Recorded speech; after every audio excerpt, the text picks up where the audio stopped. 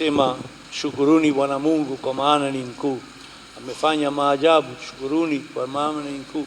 Ametenda mema mengi kwa sababu ni mkuu. Jamani, tunataka kubadilika? Tunataka kubadilika? Mnajua kubadilika kuna msalaba ndani yake? Nataka bado kubadilika. Pamoja na kwamba kuna sadaka ndani yake na msalaba. Ndugu zangu, ndio Kwaresima yetu. Mungu atusaidie tutake kubadilika. Lakini sio kwa sababu ya nguvu zetu, hatutaweza. Kwa sababu tunasikia kwamba upendo wake ni mkuu. Ananipenda, upendo wake ni mkuu.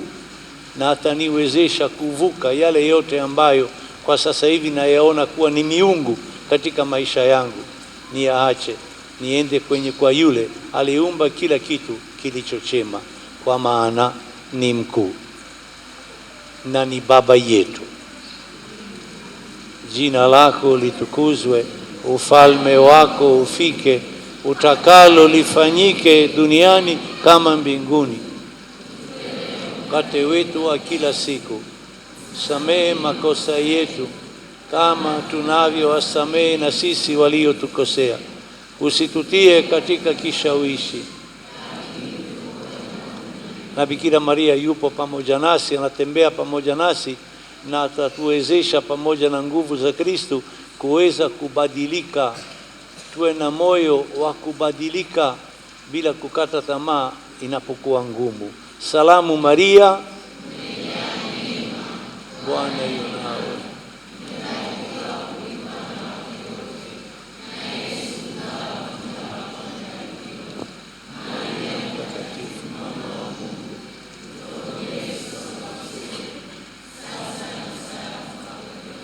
Tumepokea Roho wa Mwana tulipobatizwa, na tumefanyiwa kweli wana wa Mungu.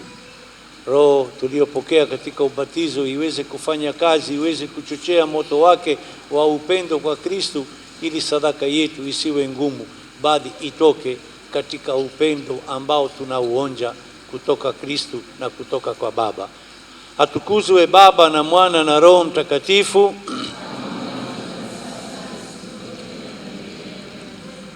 Tuombe.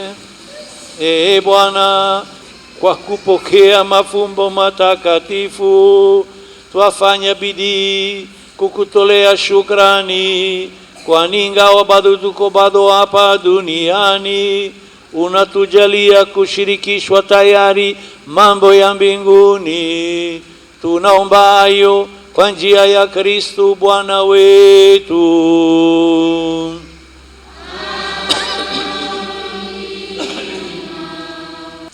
Bwana, wabariki waumini wako kwa baraka zisizo na mwisho, na wafanye waambatane hivi na Injili ya mwanao wa pekee, hata wautamani daima ule utukufu ambao uzuri wake ulioonyesha mitume katika mwili wake, na mwishowe waweze kuupata kwa furaha kwa njia ya Kristo Bwana wetu. Bwana awe nanyi.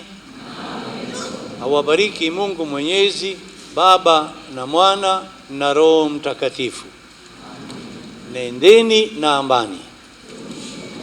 Mabadiliko njema na Jumapili njema.